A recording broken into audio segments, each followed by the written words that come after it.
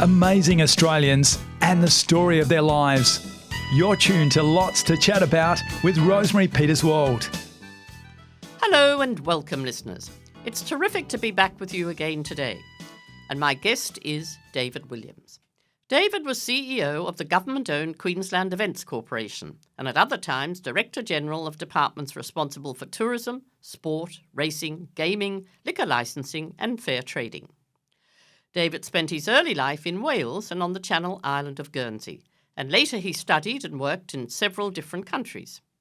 His desire to play rugby led him via America to arrive in Brisbane in the mid-1970s, where he quickly became CEO of the Sports Association at the University of Queensland. Welcome, David. Thank you, Rosemary.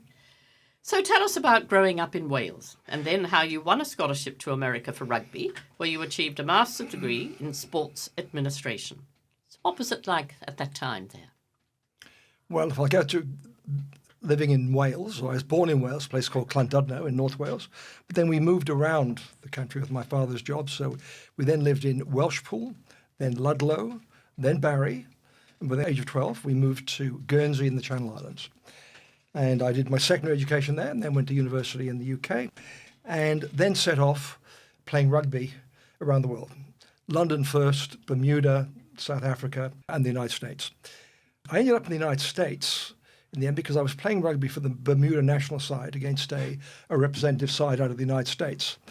And the president of the University Law School was in attendance, and he came down after the game and said, look, we'd really like to have a guy like you come over and captain coach our team. They had 5 teams at University of Virginia.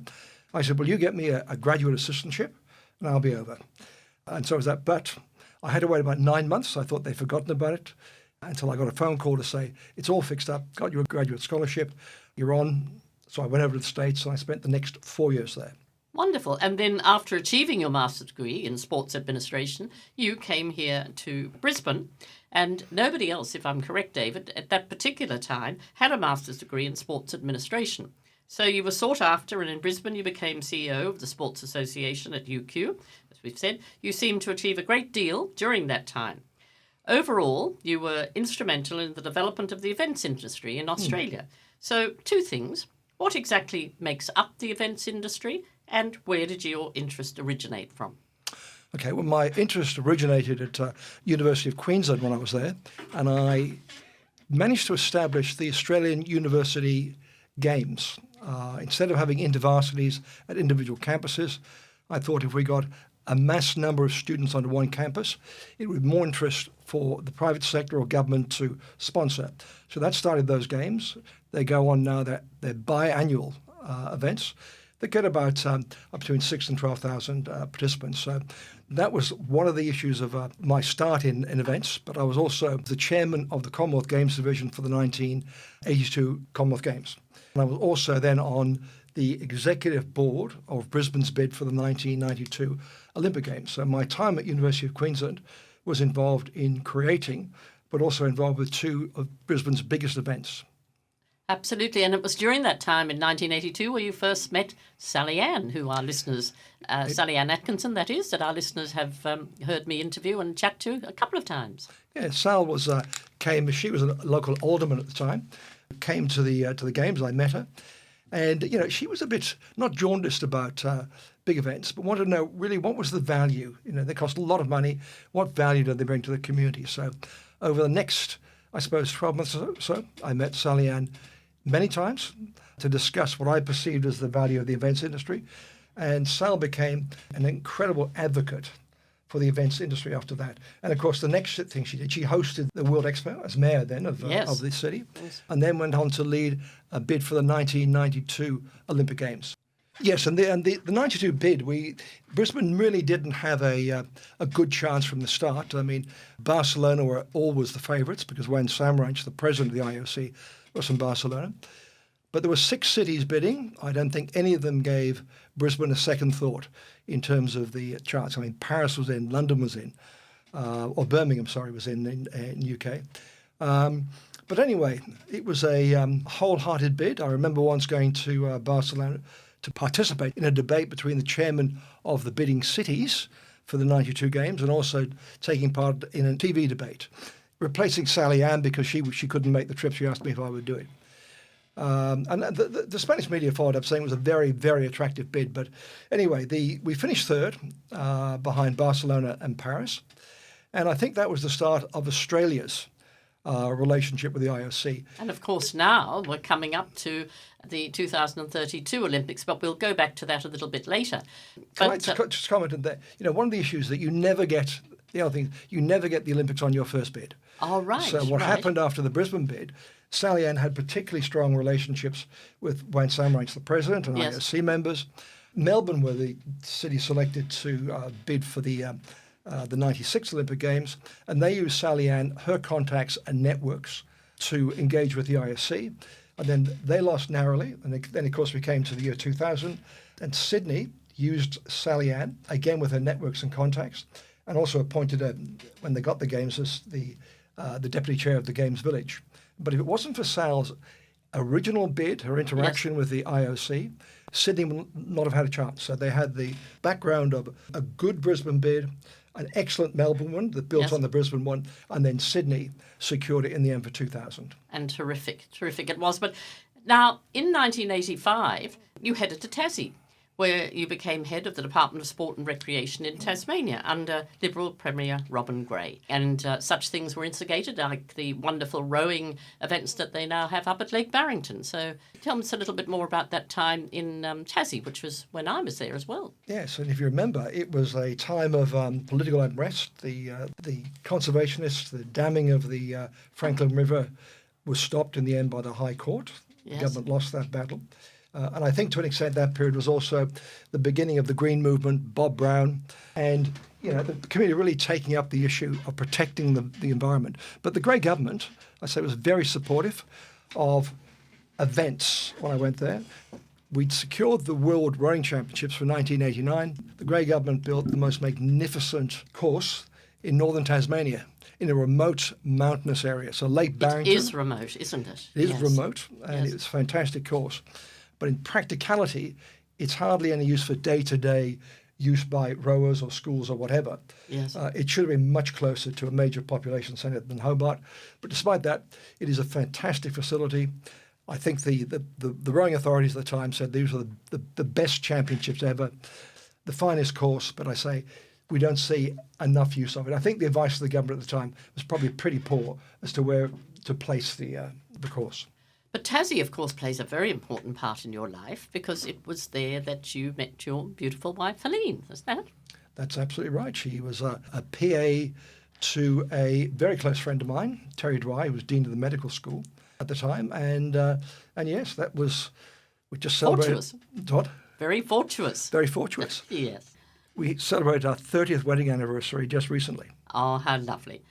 Anyway, back in Brisbane, as head of the new Queensland Events Corporation, and then as Director General, you worked with Wayne Goss. Was he a good boss? He wasn't my boss directly. I mean, I had Keith Lacey at the time, who was the Treasurer and the second most senior minister in the Parliament. He was fantastic. I think Wayne was a reforming minister after years of the Rosemary Peterswald government, came in with a charter to change most things anyway. So, he deregulated the liquor industry, the racing industry.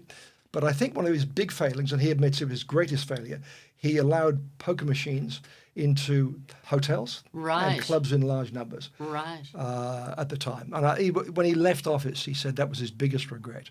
But, very smart guy at the time, and of course ended up dying of a brain tumour, which was very unfortunate. But it was a terrific time for me because Brisbane was riding on the back of the successful Com Games and World Expo, and recognised the need for a dedicated body to get out there and be able to bid for major events, to resource them, do business plans for them, and also oversight the operation of those events. And one of those events, of course, was the Masters Games, which is really a pet love of yours, isn't it? It was probably the biggest punt I took. I started the first Australian Masters Games in Tasmania. Then when I got to Brisbane, I thought, it was very successful. Now, that's a biennial event as well. Yes. And I thought, well, what can we do that's bigger? So I looked around, and there was a World Masters Games. There'd been two, I think, one in Canada, in Vancouver, and another one in Denmark. They were both flops. The governments lost lots of money in them, on them. And but I thought, I know that the Masters product in the Southern Hemisphere, Australia, New Zealand in particular, was very strong. And I thought, let's take a punt. And so we planned for, I think, about 23 events, planned for 12,000 people to come. And we had, I forget what the budget was, but I think the government gave us several $1 million.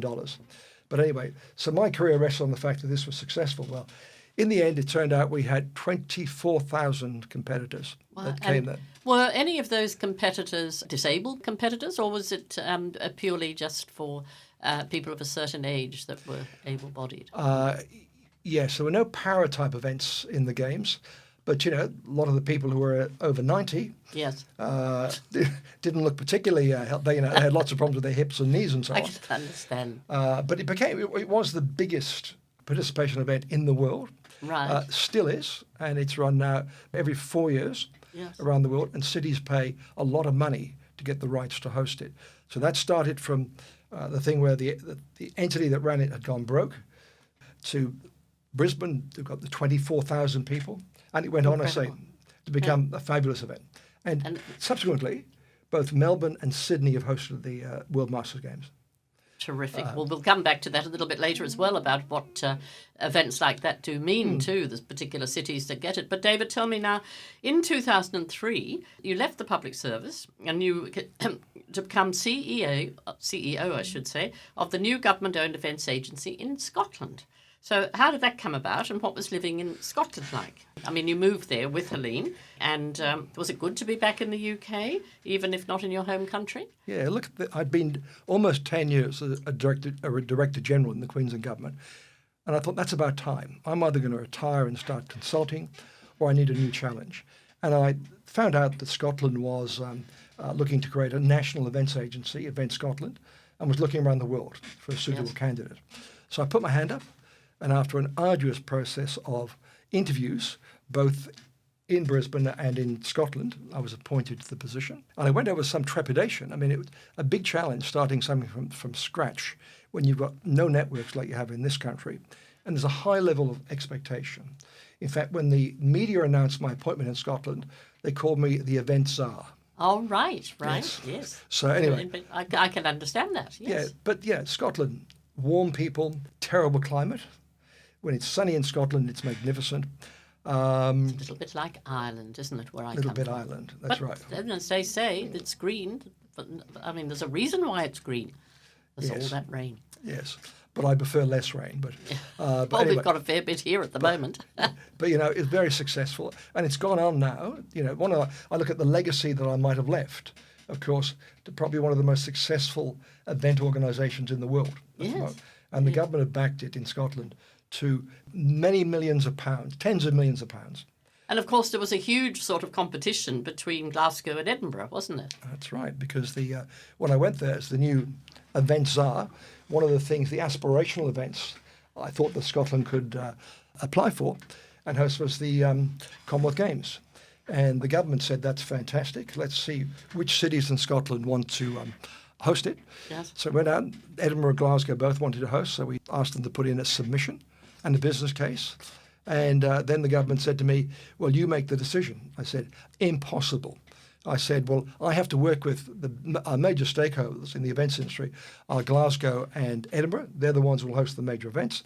If I chose one or the other, I'd have a very bad time from the other city in trying to do my business. So anyway, we agreed to get an external party across to do an independent review of it. And it came out Scotland made the best bid. Scotland or Glasgow? Sorry, Edinburgh. Glasgow. Glasgow made the best bid. Yes. And it went on, they secured the 2015 Games. But that was quite an exciting time. I'm sure it would have been. It would have been absolutely a fantastic time to be there.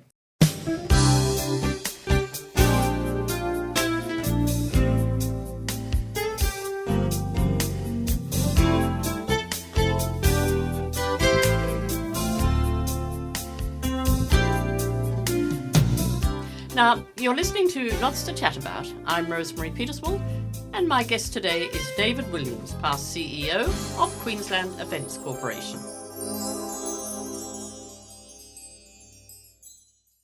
So now something we just touched on a little bit earlier on, David, but how do events and tourism campaigns shape public perceptions of a particular place? I mean, can you tell us how long-term economic benefits of hosting events and attracting tourists and how political leaders have used this to their state's advantage? Okay, well, that's a number of different things. I suppose in terms of how it shapes the place, I came here in the mid-70s from the UK to work at University of Queensland.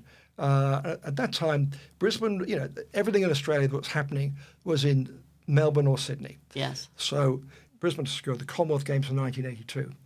There was a real feel across the country that it's going to be a disaster, that Brisbane doesn't have the wherewithal, the facilities to do those games. And, and I think that with the Games Organising Committee and the staff there, they put in a tremendous effort. The games are actually the most successful ever to that date, the first ones to make an operating profit. And of course, people in Brisbane, this was fantastic. And then the Expo came up in 88. And of course, that was extraordinarily successful. So you had two big events, transformed the perception, I think, of Brisbane. Yes. That's as good as anywhere in Australia in terms of doing big events, lots of capability, terrific facility, legacy facilities, South Bank being one of them there. So it changed complete perception. I mean, big events basically show that a city's got competence, capability, and it gets a terrific media profile. I mean, right across the world, of course, doesn't yes, it? Like the tennis in Melbourne, for instance, it showcases Melbourne absolutely magnificently. Absolutely. Doesn't it? And if I might just be off again, the Olympic Games, with all the controversy for 2032, people don't understand the world is coming to Queensland. Yes. And there'll be film crews here and teams training here in the 4 years leading up to the Games. Los Angeles is doing 2028, we're doing 32. And of course, the media are looking for stories about what are the assets, the highlights. So what's going to happen with the Gabba? Well, that sort of thing, yeah. Well, they're not interested in that particularly at the moment. I think the media will be wanting to promote this as a fabulous destination. So we've got, we're going to go to an audience of billions of people are going to see it, and will want one day to travel. They'll see Australia, and Queensland, of course, got spectacular scenery, spectacular beaches and so on. So, yeah. Now, so the Commonwealth Games, of course, which Victoria has now backed away from, and then there was a little bit of a sort of a buzz about the fact that Perth wanted to do it with the Gold Coast, and that seemed rather unrealistic, I would have thought. But the Gold Coast did try hard to secure the Games with a few revisions. So what are your thoughts there? Would it have been a wonderful thing for the Gold Coast, or would it have been, as Melbourne said, going to sort of drain us dry?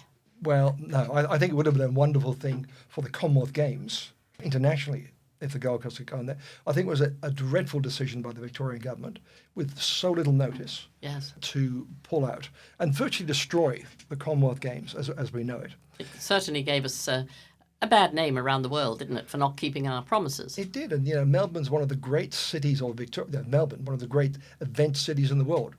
And I think they've ranked in the top 3 sports cities across the world for the last few years. So I think there was a big punt doing it in 3 regional towns. Yes. With it there. How the budget went from 2.7 to 7 billion, I've got no idea with that, and who knew about it. But I think the way they went about cancelling it, just a sudden decision, I think was terrible. The Mayor of the Gold Coast, Tom Tate, I think tried hard. He had a bit of a review done by Mark Peters, who ran the Commonwealth Games here in 2018, and basically said, well, we could do the Games, but it needs to be a cut-down model. It'll only be 15 events and not 20-plus events. There'll be no Games Village. And we could do it for around $700 million, but it needed the state and the federal government to come in and participate financially. They weren't prepared to do it. Right. I think because at this time there were so many problems with the federal and state budgets. Yes. And the amount of money being spent on the Olympics was controversial. Yes. But that's what you have to do if you're going to host an Olympic Games. So, exactly. So Tom tried, and then Perth came in somehow. Impractical, I think, to do that. But yes, so I think the Commonwealth Games have a real place in international sport. It'd be a great pity, I would have imagined, that if we don't continue with it, and that certainly was some thought that, well, that's it, the Commonwealth Games have gone. But going back to the Gold Coast and sort of its possible interest in it, you brought the car racing to the Gold Coast with the Indy 500. So, I mean, we've got a few really good events. We'll go on afterwards to talk about the Magic Millions. But tell us how you came about that you brought the Indy 500 to the Gold Coast. Well, the actual government that brought the Indy 5 was the Bjelke-Petersen government. In early 89, I think they've signed a heads of agreement with the owners of the Indy cars in the United States. And they'd done the feasibility plans for it, and also created a joint venture company so that private partners could invest with the government to operate it. Well, then they went out of government, and I came in as the new CEO of the events company. And of course, we were oversighting the IndyCar company at the same time. So the contract was finalized during that period of time. And the Events Corporation sort of put the government's huge investment into the Indy cars for many years. So really what it was, the Bjelke-Petersen government was the ones that basically identified and undertook the negotiations. I came in, and of course, the new board of Queensland Events wanted a role because all money went through Queensland Events for the Indy cars. Yes. And I say there was a joint venture partnership, which was a difficult thing to manage at the time. My view was the Indy cars were never financially viable in terms of what the return the government's reports they would make in there. And I said, at the time, to look at the economic value, the media value, economic value. Don't go harping on about the profit it'll make every year. Yes. It never did make a profit. But like you said before, it put Gold Coast on the map, didn't it? Mind you, I'm not a great fan of barricading all the streets up and whatever, but it's a wonderful thing. It's not called the Indy 500. Well, it's not the Indy 500 anymore, is it? No, the Indy cars, the contract negotiations, I think about 7 or 8 years ago, where they wanted too much. They couldn't agree the date with the IndyCar company here, and they pulled the plug. So it was left. It's now really, it's a V8 event. Yes. The V8s control the event and the management of it, and they've done a fantastic job. It still gets a big following. It just doesn't get that international feel when the Indy cars, where there's so many Americans over here for it, and on American television. Yes. But it still operates every year. It certainly does. And the local residents still get a little bit concerned about their roads being closed, exactly. Traffic jams because of the construction of the course. Or actually getting lost in the actual... we won't go there, but somebody managed to get himself on the track at some stage. But anyway, you did get off. Yes. The Magic Millions, of course, has put the Gold Coast definitely on the map on our beaches, and now they're having horse races along the beach, the polo, the show jumping and whatever. Now, you were there right from the very beginning, weren't you? Well, I was there from the beginning of when we put money in as government investment or Events Queensland. It was started by a rural Queenslander, and I think in the early 1990s, a group of businessmen, Jerry Harvey, John Singleton, and another gentleman, bought the company that ran the Magic Millions. Yes. And really, to an extent, it was mainly a yearling sales with a relatively small race day. And they've changed it, I suppose, over the last 20-odd years into a race with an international feel. Massive. They're now, I think, the biggest yearling sales company in Australia. It's been absolutely huge for the Gold Coast, as we say, bringing millions and millions of dollars and close to 100,000 bed nights into the Gold Coast and showcasing, I have to say, the beaches rather than a racing track. But I think it's the most wonderful thing that has come to the Gold Coast. And great that you were there right from the very beginning. Well, it's been interesting to see. I thought what they wanted in the first instance was a lot of money for this. But, when I look back and think the government's got a good return, it's got an annual event. They've got a wonderful return, yes. Which goes over about 2 weeks. The race day, obviously, is a weekend. Yes. And they've expanded it into, they do the polo. Yes, that's what I was saying, and show jumping and whatever. But, David, it's not just sporting events that make up, the events industry. There's also cultural events, aren't there? Yes. And tell us a little bit about a couple of the cultural events that have really put places on the map. Well, I think the issue of culture, when the events industry started in Australia, it was mainly around major international sport, because major international sport came with TV, spectators in venues and so on. But cultural tourism, no one really travelled for cultural events. So I'll give an example. When a large exhibition came to Australia, visual arts, painting, came to Australia, the Melbourne, Sydney and Brisbane would share the cost. So they'd each get it for 2 months. So that basically no one travelled, because if you want to travel to a particular exhibition that came up, no one travelled to the various cities. So in the end, when I think the cultural industry said, well, look, if we can just have exclusive rights to a exhibition, the Picasso exhibition, for example, we'll sell that around Australia, New Zealand and so on, and people will have to come here to see it. Well, it was unbelievable, the change that came in. I mean, Brisbane, with the help of Events Queensland, secured a number of Picasso, Warhol, the New York Met Museum exhibition, about 6 in a row of world-class exhibitions. People came from around Australia and New Zealand. And around the world, and probably people that would not have come to Brisbane otherwise. That's right. And I think the media, even the southern media, were reporting that Brisbane was the leading city in Australia for culture. Yeah, I would imagine that it was an incredible boost for the economy. So, David, now tell me, you obviously keep very fit yourself. Do you have any hints, I should say, for people of a certain age that fitness regimes? Is it ever too late to start being fitter? No. I mean, I think staying active, even if you're going to walk 15, 20 minutes every day, will be healthy for you. I think resistance for training, again, any age, you can buy resistance bands, elastic bands, low weights and so on, to try and, keep your muscle tone. The older you get, the more muscle you lose. Yes. With it there. But I think the other thing is exercise is not going to help you lose weight.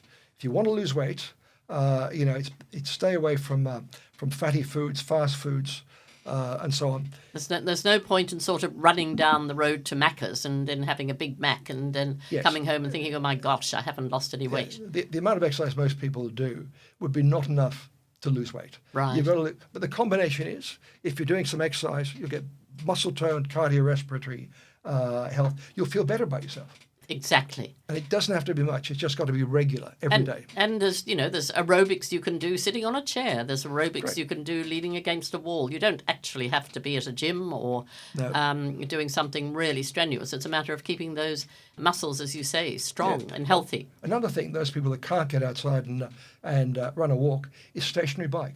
Bike, and just sit on, put a podcast on. And you can't fall off. You can't fall off, and you can stay in there for 20 minutes. Exactly. So thank you, David Williams, past CEO of the Queensland Events Corporation, Events Scotland, and Director General of the Tourism Department in Queensland, and instrumental in the development of the events industry in Australia. It's been an absolute pleasure to have you here with us, and I'm sure our listeners have enjoyed listening to you and would love you to come back again at some stage, because I'm sure there's a lot more we could chat about. I've enjoyed our chat. Thank you. Thank you, David. Great friends and great chats. That was another Lots to Chat About with Rosemary Peterswald. Stay tuned next week for another amazing chat.